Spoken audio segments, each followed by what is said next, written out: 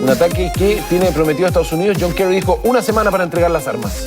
Y muere piloto que aterrizó en Juan Fernández antes del Caza 212. Esto en una avioneta que cayó en Viña del Mar y donde fallecieron 2 personas, no solo una.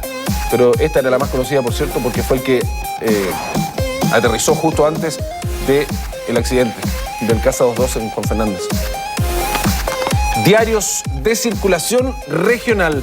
Ponga mucha atención. Brutal estocada mata a padre de 4 niños, publica La Estrella de Arica. El autor quedó libre, pero el Ministerio Público lo reformalizará por el delito de homicidio. Batalla campal entre gitanos y carabineros dejó 8 heridos.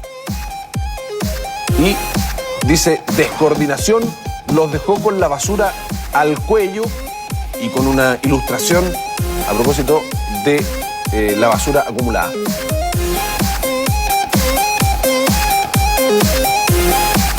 El diario Austral, en la región de Los Ríos, 10 personas damnificadas por incendio de 5 viviendas. Fuego comenzó por falla de cañón de una salamandra que era encendida por jóvenes de 13 y 17 años. Familias quedaron aisladas por colapso de puente en el Yoyi. Y proponen la elección directa en intendentes. El libro con 95 ideas para Chile. Un libro que, aparte de esta, trae, como lo dice, otras ideas para mejorar el país.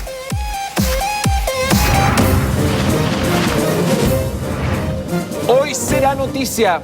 El secretario general del Partido Socialista, Francisco Javier Díaz, asiste a los alegatos de reclamación que buscan impugnar la candidatura al Senado del exministro de Cultura, de Luciano Cruzcoque.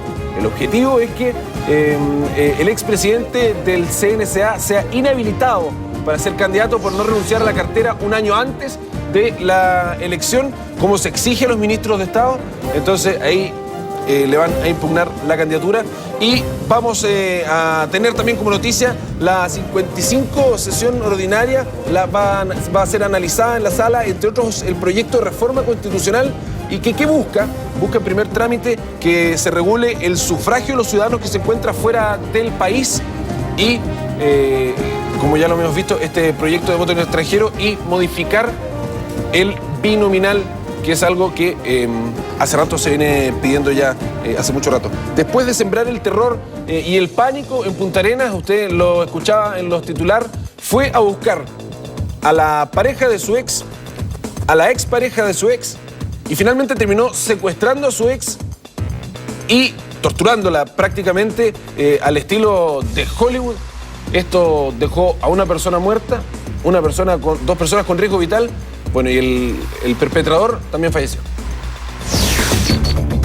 Juan Alejandro Ruiz Varas dejó un ingrato recuerdo en Punta Arenas. Este sujeto la noche del domingo atropelló afuera de su casa a Mario Wolf, quien a causa de esta acción terminó muerto. También en esa misma jornada le causó serias lesiones a Claudio Antilef y a quien fuera su expareja, Carola Barría. Durante la jornada del lunes, las policías trabajaron arduamente para dar con el paradero de este sujeto, a quien finalmente pudieron encontrar en el sector del barrio industrial de Punta Arenas. En ese instante y tras un momento de diálogo, el sospechoso abrió fuego contra los policías, los cuales respondieron a la acción y terminaron por herir de gravedad a Ruiz, quien fue trasladado al Hospital Clínico de Magallanes, donde a pesar de los intentos de reanimación, perdió la vida.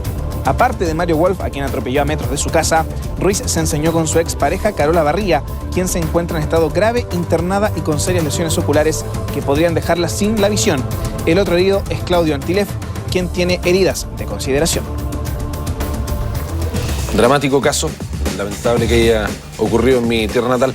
Vamos a entregarle, ponga mucha atención porque viene una pequeña síntesis con más noticias de nuestro territorio nacional. El Servicio Electoral realizó este lunes el sorteo del orden en que aparecerán los candidatos presidenciales en la papeleta de las elecciones de noviembre próximo. El independiente Franco Parisi tendrá el número 1, Marcel Clot lo seguirá con el 2. Ricardo Israel obtuvo el 3, mientras que Marco Enrique Sominami el 4. Mientras Roxana Miranda aparecerá en el número 5, la representante de la nueva mayoría quedó en el número 6 y la abanderada de la alianza Evelyn Matei en el 7. En el número 8 y 9 serán ocupados por Alfredo Sfer y Tomás Jocelyn Holtz respectivamente. La Seremi de Salud de la región de Coquimbo, Osvaldo Iribarren, confirmó que la Superintendencia de Servicios Sanitarios realizará una investigación para dilucidar cómo se produjo el contagio en el agua que afectó a la comuna de Ovalle. Al respecto, señaló que de las muestras que se tomaron de agua potable efectivamente son positivas para norovirus. En tanto, la vocera del programa Vida Sana de la Cruz Roja chilena, Wanda Casali, entregó una serie de recomendaciones para evitar la propagación del norovirus. Al respecto, recalcó que el mensaje más importante es que las personas que se han enfermado de diarrea o vómito no vayan a trabajar a los colegios si están padeciendo de estos síntomas, debido a que son una forma más directa de propagación. En el marco de la conmemoración de los 40 años del golpe de Estado que realizó la Iglesia Católica, Monseñor Ricardo Esati se refirió a la demanda civil presentada contra el Arzobispado de Santiago por las 3 denuncias del caso Caradima. Aseguró que las declaraciones que hizo una de las víctimas, Jace Hamilton, en un programa de televisión son fruto de su fantasía. En primer lugar, me dio mucha pena por él, por lo que dijo, y tengo que decir aquí frente a todos ustedes que muchas de las cosas que él ha dicho son fruto de una fantasía que no corresponde a verdad. Le doy el último caso que él hizo patente. Dijo que yo habría pedido una audiencia al gran maestro de la masonería. Yo creo que eso brota sencillamente de su fantasía, con muchas de las otras cosas que ha dicho. Continúa la polémica entre el Colegio de Anestesiólogos y el ministro Mañalich después de que el ministro Mañalich dijera que eran una vergüenza, literalmente, para la profesión médica. El Colegio de Anestesiólogos presentó, por cierto, un recurso ante la justicia en contra del ministro Mañalich. Anestesistas en picada en contra del ministro Mañalich. Representantes de los especialistas llegaron hasta la Corte de Apelaciones para interponer una acción legal donde piden a la justicia que impida al secretario de Estado referirse en términos despectivos y que resguarde su calidad profesional. El ministro no es primera vez que hace este tipo de declaraciones, proyectando en los médicos, nuestros colegas, y en este caso en nuestros anestesistas, la deficiencia que presenta el sistema de salud en Chile, el Ministerio de Salud y el Ministro de Salud. La polémica estalló la semana pasada cuando el ministro de Salud criticó en duros términos a los anestesiólogos. Se refirió a los especialistas como una vergüenza para la profesión médica, señalando que el déficit de estos profesionales en la salud pública está inmerso en una práctica en la que prestan servicios institucionales en las mañanas y luego entregan servicios privados durante las tardes en un mismo hospital, situación que fue aclarada por la Sociedad de Anestesiólogos. La mayoría de las sociedades que han externalizado los servicios no contratan anestesiólogos que tengan horario de mañana. Probablemente algunas sociedades más pequeñas tienen anestesiólogos que trabajan en el servicio y que prestan horas de distinto valor para cubrir turnos de urgencia o listas de espera auge, pero ya en ese momento están fuera de su servicio. Según las últimas estimaciones del MinSal, en Chile hay una carencia de 1.437 médicos especialistas, de los cuales se necesita al menos 400 anestesiólogos para subsanar la falta. Solo en la región metropolitana hay un déficit de 45 de estos especialistas en el sistema público. En todo caso, desde la sociedad indican que el número de anestesistas ha aumentado de 24 a 60 en 4 años. El gremio atribuye el problema al funcionamiento del Plan Auge en la salud pública y también a los pocos cursos de acreditación que permitirían ampliar la oferta de especialistas. Este es un déficit generado por el aumento de la demanda del Plan Auge, donde más del 50% de las prestaciones requieren de un anestesiólogo para su desarrollo. Y si el Plan Auge no implementó la ley de especialistas que necesitaba para desarrollarse, no es un problema en la Sociedad de Anestesiología. Controversia por dimes y diretes que en parte intentará resolverse en tribunales, tras la presentación de un recurso de protección, pese a que no descartan interponer una querella por injurias. Situación que, más allá de las palabras, pone sobre el tapete la necesidad de formación y retención de los médicos en el sistema público. Bueno, y este lunes se llevaron a cabo los actos conmemorativos de los 40 años del golpe militar, por separado el del presidente Sebastián Piñera en La Moneda y un acto conmemorativo que realizó la nueva mayoría en el Museo de la Memoria. El presidente Piñera dijo no volver al pasado y no contaminar las nuevas generaciones. la expresidenta Michelle Bachelet pidió verdad y justicia. Este lunes se llevaron a cabo los respectivos actos conmemoratorios en relación al golpe de Estado del 11 de septiembre de 1973. En esta oportunidad, el presidente de la República llevó a cabo un encuentro en La Moneda con algunos de los candidatos presidenciales, mientras que la candidata del Pacto Nueva Mayoría lo hizo en conjunto con los distintos partidos de su pacto en el Museo de la Memoria. Ambos hicieron una reflexión en torno a los 40 años y sobre todo a los casos de derechos humanos, aquellos que esperan que la historia no se vuelva a repetir. El pasado ya está escrito. Podemos recordarlo, podemos estudiarlo, podemos discutirlo, pero ya no podemos cambiarlo. En consecuencia, no debemos permanecer prisioneros ni secuestrados por ese pasado. La verdad, porque tenemos necesidad de conocer lo que vivieron las víctimas y qué pasó con ellas y con ellos. Y la justicia, porque allí donde la justicia se niega, la impunidad ocupa su espacio, ahondando las fracturas de un pueblo. Del mismo modo, el mandatario resaltó que lo pasado aquel 11 de septiembre tiene responsabilidad compartida, aunque muchos piensen lo contrario. Del mismo modo, Bachelet recalcó que pese al tiempo para seguir en esta reconciliación, se necesita saber la verdad de lo que pasó con las víctimas del golpe. Pero sí significa que esas responsabilidades fueron mucho más compartidas de lo que algunos todavía sostienen. Dos miradas desde distintos bloques políticos, donde mientras unos piden justicia y verdad, otros piden la reconciliación a 40 años de una de las mayores tragedias del Poder Ejecutivo. El acto en La Moneda duró cerca de 2 horas y contó con la presencia de la candidata de la Alianza, Evelyn Matei, mientras que la actividad del Pacto Nueva Mayoría contó con la presencia de Andrés Selwyn, abogado defensor de los derechos humanos, y Ana González, fundadora de la agrupación de familiares de detenidos desaparecidos. Bueno, a propósito del tema, ya están junto a nosotros 2 amigos de la casa para conversar a propósito de esta fecha que se viene, el 11 de septiembre, los 40 años del golpe militar. Está junto a nosotros don Max Pavés. Buenos días. Curiosamente a mi izquierda y a mi derecha. A la derecha de la pantalla de los... Claro. Valga la aclaración, ¿eh? Sí. Ocupando el lado derecho de la pantalla. Y a mi derecha, izquierda de la pantalla, don Eduardo Vergara. ¿Cómo están ustedes? Muy buenos días. Muy bien. Comencemos contigo, Eduardo. ¿Qué te pareció de partida, resumido, los 2 actos? Por separado, uno Sebastián Piñera, el otro de Nueva Mayoría. Yo creo que la separación de los actos principalmente sigue representando un Chile que tiene diferentes visiones, que vivió de manera muy diferente el golpe de Estado, pero que por sobre todo vivió de manera muy diferente la dictadura. Creo que muchos se sorprenden que actores que fueron víctimas de la dictadura no participaron del acto del gobierno, y es por una razón muy simple.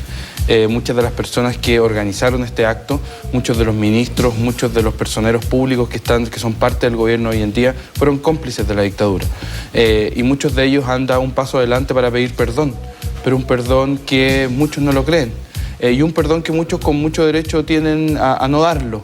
Y un perdón que, si fuera sincero, se transformaría en gestos, se transformaría en información, se transformaría en información a las familias que todavía están esperando saber qué pasó con sus hijos, con sus nietos, con sus esposos, con sus mujeres, que fueron desaparecidos, que hasta el día de hoy no saben dónde están, y con personas que, te lo repito, tienen el derecho a no perdonar. Porque cuando un violador lo declaran culpable, y cuando alguien que asesinó a alguien es declarado culpable, la justicia ni la ciudadanía le pide a la persona que perdone, sino que son castigados. Son castigados con algunos con cadena perpetua, otros con menos años en la cárcel, pero hay un castigo. Y el sistema judicial en este país no pide que las familias perdonen. Entonces tampoco entiendo por qué muchos creen que el perdón tiene que ser concedido como algo prácticamente gratuito, cuando lo que tenemos que hacer en el país, y con esto cierro, y creo que es lo que ocurrió en estos actos, especialmente en los actos que han sido encabezados por una izquierda que fue víctima, es la reflexión. Es la reflexión a pensar qué es lo que ocurrió, a encargarnos de que las nuevas generaciones entiendan lo que significó la dictadura, lo que significó el quiebre de la democracia, pero por sobre todo mirar al futuro para que esto no vuelva a ocurrir. Max Pavés. Yo creo que lo que estamos, después de escuchar, a Eduardo Vergara, uno entiende por qué la oposición se margina, digamos, con argumentos que yo siento que no están a la altura de las circunstancias. Lo que se está conmemorando es un proceso, como lo han dicho muchos historiadores, que no comienza el 11 de septiembre. Tampoco comienza el 4 de noviembre del año 70, con la elección de Salvador Allende, que comienza mucho antes, con un sistema político que en Chile no dio abasto para entender la realidad del país en un contexto de Guerra Fría, de ideologías que son extranjeras. Por lo tanto, lo que está invitando al gobierno a hacer, y no tengo ninguna duda de que si hubiese sido al revés, es decir, si hubiese gobernado la Concertación y hubiesen invitado a la gente de Alianza, la gente de Alianza habría ido. Yo creo que no habría sido la lógica de Eduardo de decir, no, esta señora no se los invita. Segundo, yo creo que justificar la inexistencia de un acto que buscaba ser de Estado, del punto de vista de esto, no es un tema de derecha victimaria e izquierda víctima, porque es una mirada muy simple, que no se la puede creer nadie. Me pareció que los dos actos fueron sobrios, que es lo que yo esperaba. Me parece que es lamentable que la oposición se haya marginado. Se marginó de la actividad del terremoto, no podíamos esperar mucho más tampoco. Me parece que si fueron todos los personeros de gobierno, la inasistencia del presidente del Senado, que hasta donde entiendo no ha sido víctima de nada, don Jorge Pizarro me parece pequeño, me parece lamentable. Por tanto, esta generalización que busca justificar Eduardo de decir, bueno, aquí todas las personas civiles de este gobierno son cómplices de las violaciones de los derechos humanos versus toda la gente de izquierda son víctimas, por lo tanto no hay posibilidad de encuentro, me parece que es una mirada no solamente equivocada, sino que no corresponde a la realidad. Yo creo que en ambos, porque el sentimiento base es el mismo, es decir, cuidar la democracia, que nunca más se vuelva a suceder, que nunca más vuelva a quebrarse la democracia, y que todos sabemos no se quebró el 11, se quebró mucho antes. Vamos, después al final, tener tiempo, vamos a hacer algo, especie de red social, con pequeñas palabras al cierre cuando terminemos la entrevista, pero ahora vamos a seguir con otro tema. A propósito de lo que decía Eduardo Vergara, las peticiones de perdón, ¿qué te parece que hayan salido adelante ciertos personeros de ambos lados, pidiendo perdón por la responsabilidad que les tocó en su momento, algunos responsabilidades más, responsabilidades menos? El mismo Sebastián Piñera en su discurso dice, muchos pudimos, y se incluye, haber hecho algo más por defender los ataques a los derechos humanos. Sí. ¿Pero qué te parecen estas peticiones de perdón que para muchos son sin sentido, insulsas a esta altura? Yo creo que la petición de perdón, de arrepentirse de reprocharse moralmente algo, por lo tanto, por lo cual uno tiene que ofrecer una sinceridad de un reproche moral personal, son cosas muy íntimas. O sea, es como cuando uno perdona la ofensa de un amigo, cuando uno... es muy difícil juzgar en sí mismo el acto íntimo del perdón. A mí me parece razonable que hubiese una mínima autocrítica de todos los sectores. Yo felicito la columna de Roberto Ampuero del Mercurio el domingo, cuando él dice que muchos creímos con 1/3 de los votos que podíamos cambiar el país a base de la violencia. Cuando uno dice, como Hernán Larraín, que el perdón de Hernán Larraín no fue funcionario de gobierno, eso hay que tenerlo muy claro. Él era un académico que dijo, yo no aporté lo que debía haber aportado para la reconciliación entre mis alumnos. Esa es la expresión. Yo creo que... Pide perdón en público y en el lanzamiento de su libro, que también es... Por supuesto, y hace una media mediática. Hace un libro, hace con la idea de que la otra persona que escribe del mundo de la izquierda lo hiciera, pero no lo hizo. Por tanto, yo creo que primero los actos de perdón son muy íntimos, porque no todos tienen la misma responsabilidad moral respecto a los hechos. A mí me bastaba, y segundo, que... ¿Y Larraín versus Escalona, ponte tú? O sea, a ver... Me parece que son entidades distintas, porque uno fue funcionario de gobierno, el otro era una persona, un actor político del momento. Yo creo que más que pedir perdón, lo que hay que hacer es una profunda autocrítica, que es decir, la democracia hay que cuidarla. Y no puede haber nunca más en un país una ideología foránea que divida a los chilenos, como fue lo que pasó antes del 70, como tampoco puede haber nunca más un gobierno autoritario que sistemáticamente viola los derechos humanos. Me parece que faltan más voces, tanto del mundo de la derecha como del mundo de la izquierda, y sobre todo en este segundo mundo que está muy al debe. Eduardo Vergara. Sanfurgo, cuando tu auto se ensucia, tú tienes la opción de pasar por un sistema de lavado donde pones una ficha, pasa tu auto, se lava y después continúa y el auto está limpio. Me preocupa que eso sea el perdón que se está manejando en esta sociedad. Una sociedad absolutamente... Incluido el perdón de Camilo Escalona, incluido... Creo que es una sociedad que nos caracterizamos por ser extremadamente hipócrita. Que va a misa los domingos, pide perdón y así todo es capaz de pagar sueldos indignos a las personas. Que pide perdón y replica lógicas de la familia cuando ellos mismos son infieles en la casa. Creo que nos hemos mal acostumbrado a una sociedad que cree que con el solo hecho de decir la palabra perdón y con el solo hecho de pedir perdón se lava. Y yo creo que eso es lo que estamos viendo hoy día. Porque si este perdón fuera real, lo repito, creo que habrían gestos concretos. ¿Cómo reconciliamos entonces? ¿Es posible la reconciliación? ¿O hay quienes dicen reconciliación? ¿Por qué? Es que una reconciliación se puede avanzar cuando se demuestre que hay acciones concretas para reparar. Porque te repito, y en esto yo soy muy duro, creo que hay personas que tienen todo el derecho a no perdonar. Max, yo sé que tú no vas a participar de muchos de estos actos, pero se están realizando muchos actos con víctimas. Ayer en Rancagua participé en un acto con víctimas de la dictadura, la mayoría de ellos adultos mayores, que perdieron a sus familias, que perdieron a sus hijos y que son sobrevivientes de una dictadura y que lucharon por recobrar la democracia. Estos actos están cargados de un pesar muy grande, son actos extremadamente emocionales, donde las personas que están ahí dieron todo, su vida e incluso su dignidad por recuperar la democracia. Entonces creo que me sigue preocupando que existan estos actos donde un gobierno que me parece que está haciendo esfuerzos por avanzar hacia un punto medio, pero me preocupa cuando eso se cruza con pretender que las nuevas generaciones olviden, y creo que, y con esto cierro, cuando dicen una palabra muy fuerte que a muchos les ataca, ni perdón ni olvido, significa algo muy simple. Hay personas que tienen todo su derecho a no perdonar y tampoco como sociedad podemos olvidar. Me queda un minuto. Eduardo Vergara, Max Pavés, ¿qué va a pasar este 11 de septiembre? Que para muchos, y con todos estos actos que se están celebrando y todo, podría ser uno de los 11 de las conmemoraciones de 11 de septiembre más complicadas, más preocupantes, incluso más violentas. No nos pongamos antes de los hechos, pero viene complicado. ¿Cómo hay que manejarlo? ¿Qué te parece? Personas que salen a la calle a hacer disturbios van a estar ahí siempre, están en toda la sociedad, en todos los países, independientemente de los ingresos, ¿están en su derecho también? Color político. No, yo creo que ninguna persona tiene el derecho a destruir, ninguna persona tiene el derecho a atentar contra la vida de otra persona, pero por sobre todo la seguridad. Pero lamentablemente estos grupos de pequeñas personas enlodan lo que muchas veces, o lo que estamos haciendo en este país, que estamos reflexionando, mirando hacia atrás para aprender de la historia, para que nunca vuelva a ocurrir. Perfecto. Max Pavés. Yo no he visto un ánimo especialmente violento a nivel político. Yo sé que la ACE está llamando hoy día a hacer algunas ocupaciones, no sé.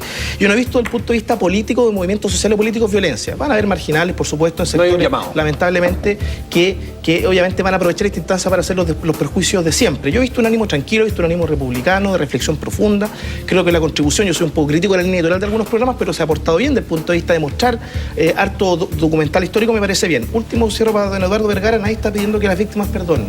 Lo que estamos pidiendo es que el sector político de la izquierda está a la altura. Yo creo que uno puede hacer juicios distintos ahí. Perfecto. Max Pavés, Eduardo Vergara, muchísimas gracias. Y nosotros lo dejamos con el siguiente compilado de noticias internacionales. Con una parada militar celebrada en la capital Pyongyang, Corea del Norte conmemoró el 65 aniversario de su independencia. Un gran desfile de las tropas en honor a Kim Jong-un, el tercero en la sucesión del poder en la nación asiática. Marcha con tintes menos beligerantes tras el descenso de la tensión entre Seúl y Pyongyang, debido a la comunicación reciente entre ambas naciones, que incluso ha permitido que las familias separadas de ambas naciones se puedan reunir el 19 de septiembre. Durante años acumuló polvo y olvido en el desván de un coleccionista convencido de que la obra era falsa. Pero no, se trataba de un Van Gogh auténtico, pintura que el genio holandés pintó cuando estaba en Arles, en el sur de Francia, en el mismo periodo en el que realizó algunas de sus obras más famosas. El Museo de Van Gogh en Ámsterdam ha mostrado con orgullo el descubrimiento. Estamos muy felices por poder añadir una obra tan importante. Es un momento único en la historia del museo, dijo el director de la Pinacoteca, Axel Ruger. Puesta de sol en Montmajour.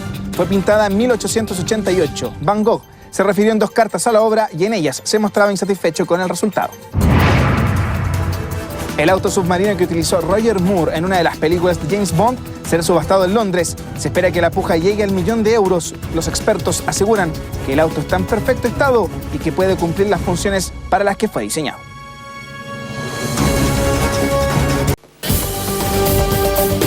Cardenal Caro con Independencia, ese es el movimiento a esta hora de la mañana en nuestra capital. Actualizamos, a propósito, 13,7 teníamos hace un rato atrás, 13,9 grados es la temperatura actual con cielo nublado en Santiago. Nosotros vamos de inmediato a nuestra unidad móvil que tiene información relevante. Está la Cata Sepúlveda ahí. Cata, buenos días, ¿cómo estás?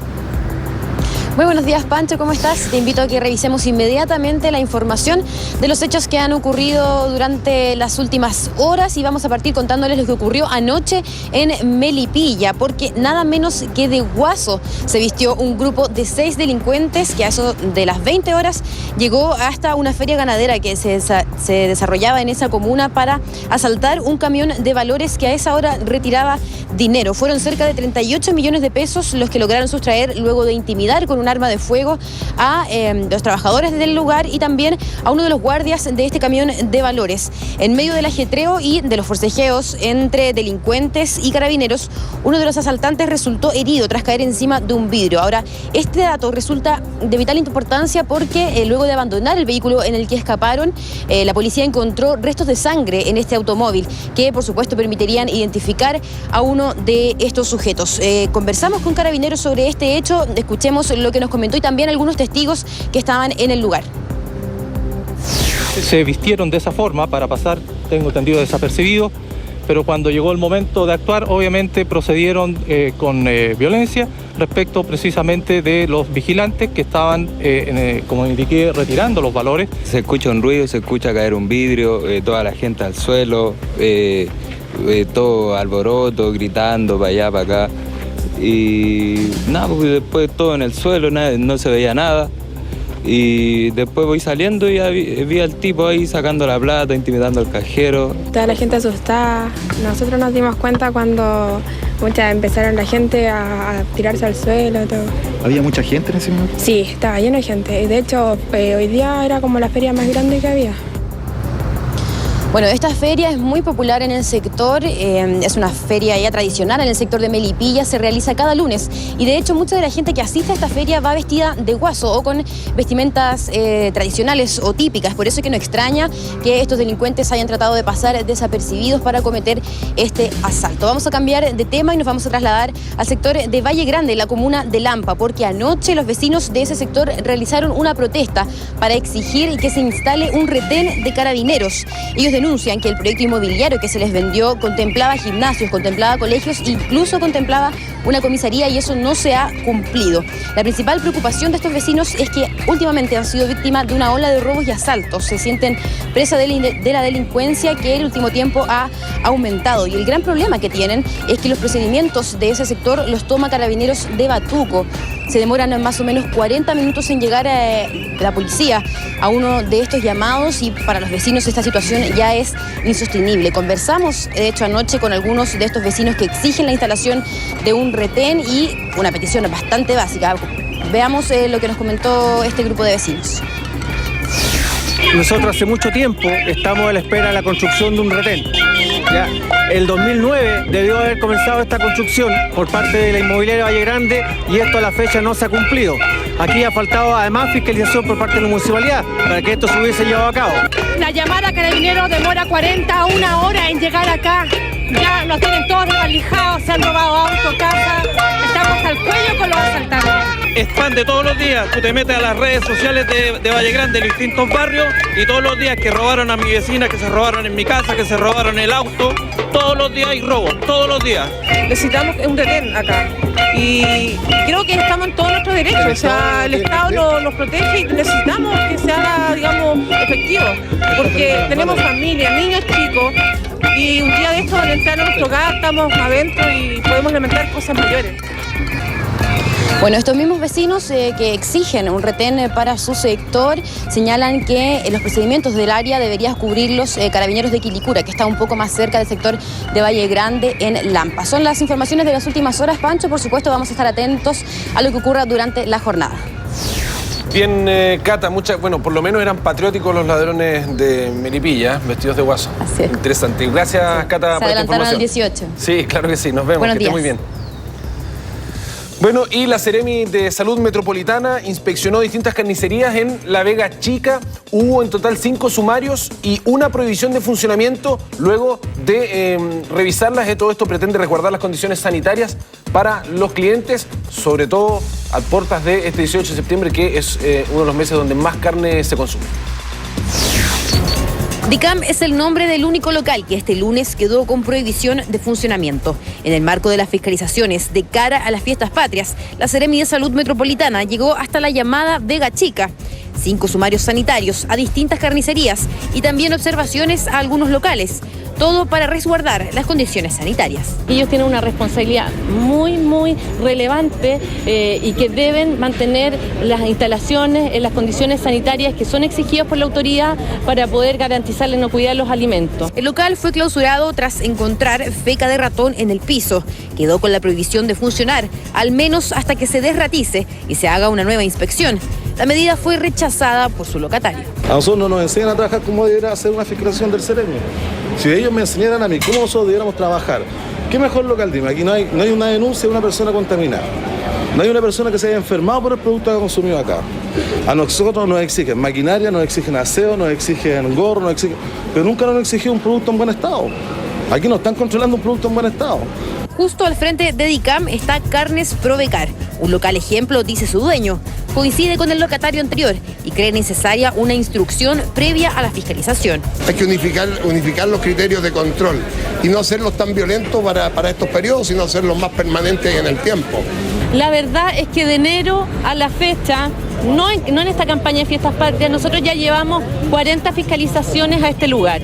Por lo tanto, han tenido una retroalimentación importante y cada locatario tiene la responsabilidad de mantener las condiciones sanitarias y estar constantemente informándose sobre el reglamento sanitario. Los locales sumariados presentaron deficiencias en la rotulación de la carne, la mantención de la cadena de frío e incluso en la procedencia del marinaje. Aún falta conocer el resultado final de la fiscalización a las carnicerías. Por ahora, el llamado a los clientes es a verificar las condiciones sanitarias y a comprar solo en locales establecidos.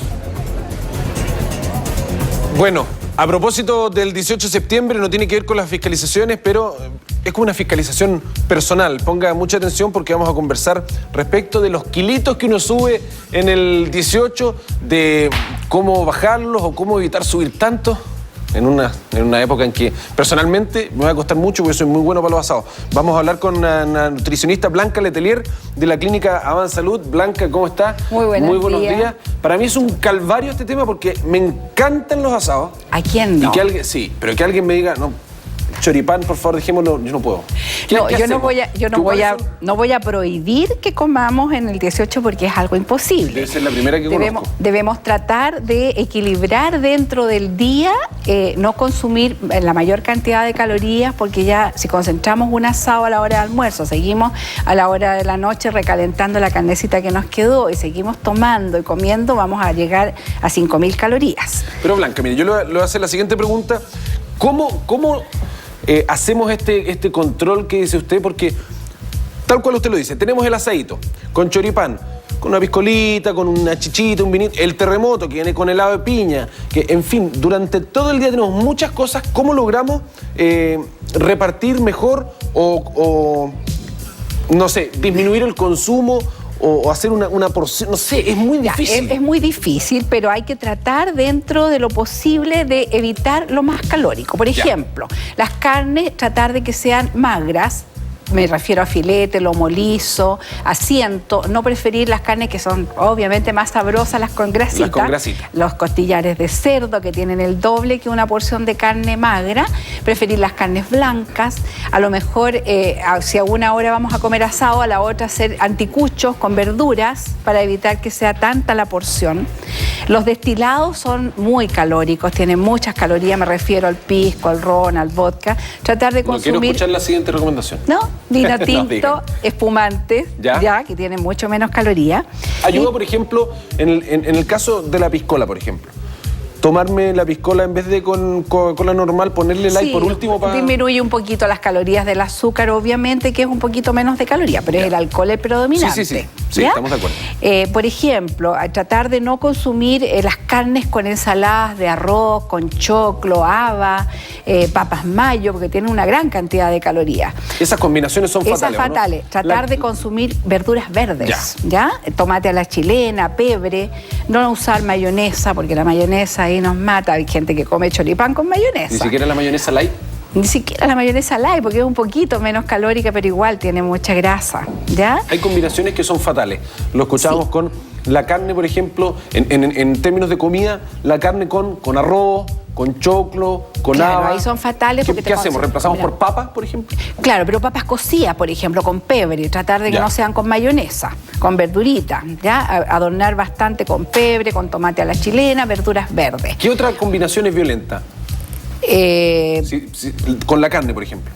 No, en general los hidratos de carbono, nadie come tallarines en esta época, así Ya. que es lo más es el choclo, las habas, el arroz, las papas mayo, tratar de dejarlas. Las papitas cocidas son ricas con pebre. Si hace mote con huesillos, tratar de que hacerlo con edulcorante, porque un vaso de mote con huesillos le aporta 150 calorías, un vasito con un huesillo, y uno no se come uno, se come dos o tres. Y con la recomendación que me tiró antes de entrar al estudio, es terrible. Es decir, ¿cuántas calorías hay que quemar para bajar un kilo? Hay que quemar 7.000 calorías para bajar 1 kilo de grasa acumulado. Y fácilmente podemos acumular 4 o 5 en todos estos días. Para poner un ejemplo, usted se va a un gimnasio en una trotadora y corre 4 kilómetros y ha quemado recién 300 calorías. 300 calorías. Y si llega a la casa y se come una marraqueta, son La subió al tiro. La subió inmediatamente, o sea, las anuló. O sea, yo 6 meses en el gimnasio y no me ha servido para nada. Ahora, tratar dentro del día de que sea una comida abundante y el resto del día cuidarse un poquito, consumir verduras, fruta, mucho líquido, eso es muy importante, pero no líquido alcohólico. Ya. Si uno no logra controlarse en fiestas patrias o no lo hace al pie de la letra y hace algunas mezclas que son fatales, después de, cuando ya no está la presión de la fecha, cuando ya no están todos los amigos haciendo asado por todas partes, ¿qué hacemos? ¿Bajamos a comer lechuga todo el día? No, si no se trata tampoco de comer lechuga. ¿O cuál es la técnica? Porque hay varios mitos. Hay el mito que dice de comer por lo menos 5 veces al día, pero poquitito. Sí. O está el otro mito que dice desayunar como rey, almorzar como príncipe y comer como mendigo. Tiene mucha base científica eso. Pero por supuesto. Por supuesto. Pero yo recomiendo bajar, por supuesto, las calorías al ritmo normal de comidas, hacer 4 comidas al día, 2 colaciones por lo menos, y tratar de bajar la carga de hidratos de carbono, que es lo que más energía nos da instantáneamente. Las grasas también, grasas saturadas, tratar de dejarlas de lado y hacer tratar de hacer un régimen de desintoxicación con mucho líquido, jugo de fruta, ensaladas de fruta y lácteos descremados. Y con eso, paulatinamente, por supuesto que se va a demorar un poquito en bajar, pero el metabolismo se activa nuevamente al volver a comer 4 o 5 comidas diarias. ¿Hay alguna, para terminar, alguna técnica como de drenaje express, así, después de 18? Un régimen líquido, con puros líquidos. Pueden ser 2 a 3 días en la semana que uno consuma solamente líquidos, jugos de fruta, lácteos descremados y verduras. Bueno, si usted tiene cualquier duda, va a necesitar la ayuda de un especialista. Blanca Letelier es una, búsquela y ella lo puede ayudar. En la Clínica Barsalud los esperamos. Ahí, perfecto. ¡Ching! Muchas gracias. Blanca, muchísimas gracias por estar con nosotros, que tengas muy buenos días. Igualmente. Nosotros lo invitamos a ver la siguiente información porque el secretario de Estado estadounidense John Kerry en una reunión en Inglaterra, donde precisamente buscaba apoyos para lanzar el ataque contra Siria, le dio una semana de plazo al presidente Bashar al-Assad para entregar todas las armas químicas y evitar así este incidente. Por supuesto que el presidente sirio no lo va a hacer y advirtió que Estados Unidos esté preparado para todo. Una semana de plazo puso Estados Unidos a Siria para entregar su arsenal de armas químicas y evitar un ataque bélico. El secretario de Estado estadounidense John Kerry reafirmó la tesis de la existencia de este tipo de armas, sin embargo declaró que pese a que sería la mejor solución entregar las armas, cree que Bashar al-Assad no tomará esa decisión. John Kerry reafirmó que el riesgo de atacar es mucho menor que el de no hacerlo. He could turn over every single bit of his chemical weapons to the international community in the next week. Turn it over, all of them, without delay, and allow a full and total accounting for that. But he isn't about to do it, and it can't be done. Kerry, además, aseguró que el gobierno de Bashar al-Assad intentó borrar las huellas del ataque. Sin embargo, en la Casa Blanca tienen las pruebas suficientes, dijo, para comprobar que fue el mandatario sirio el responsable del ataque químico. Evidence that, as a former prosecutor in the United States, I could tell you I can take into a courtroom and get admitted. And I believe this man. I mean, I've I've personally tried people who've gone away for long prison sentences or for life for less evidence than we have of this. So I'm confident about the state of the evidence. Por su parte, el presidente sirio en una entrevista televisada insistió que nunca hubo ataques con armas químicas en contra de su pueblo y advirtió a Estados Unidos que debe estar preparado para todo si es que atacan a su país. You should expect everything. You should expect everything. Not necessarily through the government. It's not only the governments are not the only player in this region. You have different parties, you have different factions, you have different ideology. You have everything in this region now, including chemical warfare. That depends if the rebels or the terrorists in this region or any other group have it. It could happen, I don't know. Al-Assad le recordó también a los norteamericanos las malas experiencias de haber intervenido militarmente en otras situaciones, haciendo clara alusión a lo ocurrido en 2003 con la invasión a Irak, donde las supuestas armas de destrucción masiva nunca fueron encontradas. We said there are going to be repercussions of the mistaken way of dealing with it, of treating the terrorism. But nobody expected 11th of September. So you cannot expect, it's difficult for anyone to tell you what is going to happen. It's an area where everything is on the brink of explosion. El secretario de Estado John Kerry se reunió este lunes con el ministro británico de Asuntos Exteriores William Hague en busca de seguir sumando los apoyos necesarios al ataque armado a Siria, mientras que el Senado debiera votar a mediados de esta semana sobre la intervención militar a Siria que ya fue previamente aprobada en la comisión.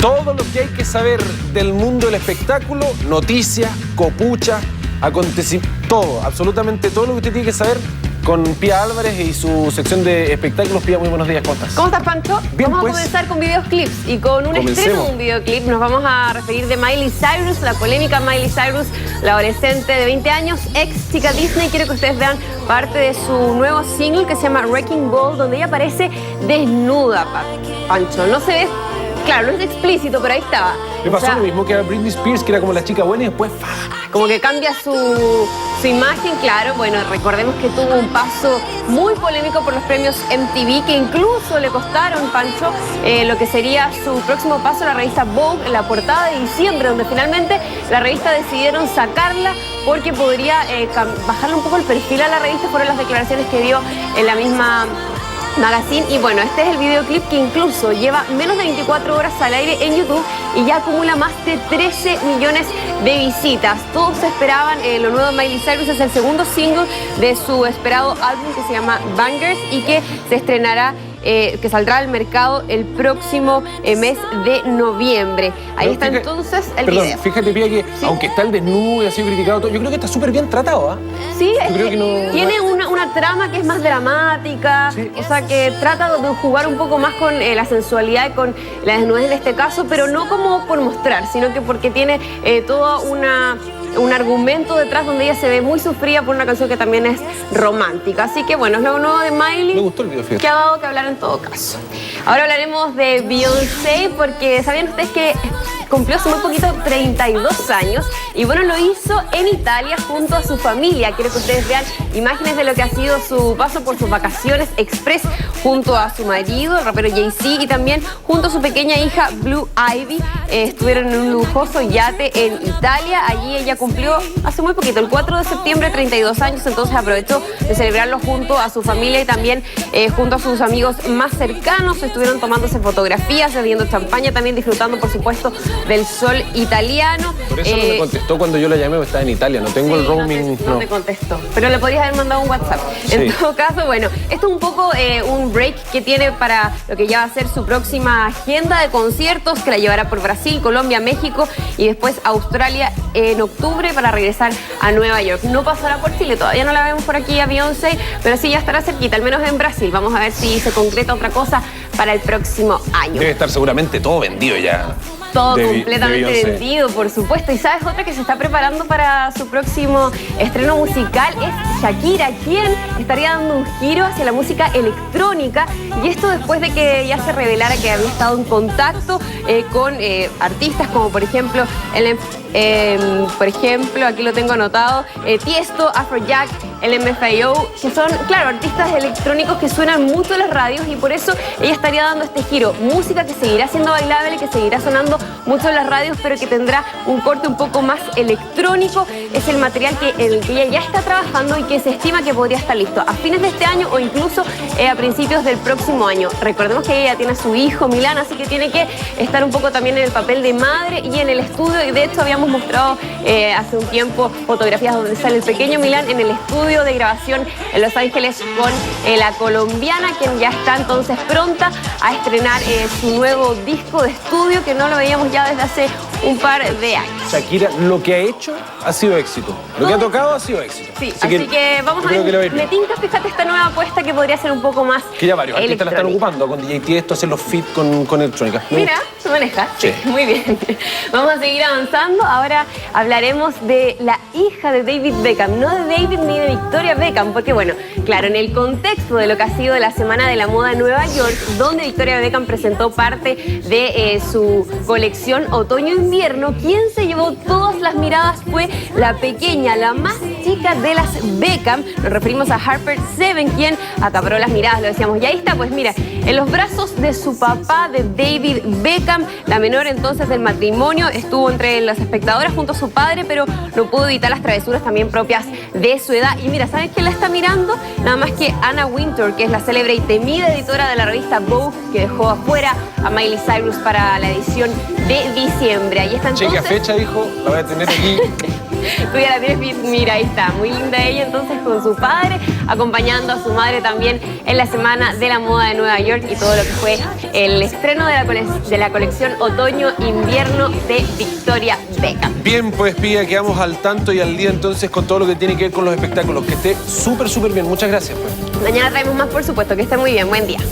Bien, y nosotros lo dejamos hasta acá. Gracias por habernos acompañado en una edición más de Hora 7. Usted quédese en nuestra sintonía porque ya viene Mujeres Primero, que está, como siempre, fantástico. No se lo pierda, un programón para el día de hoy. Que esté muy bien.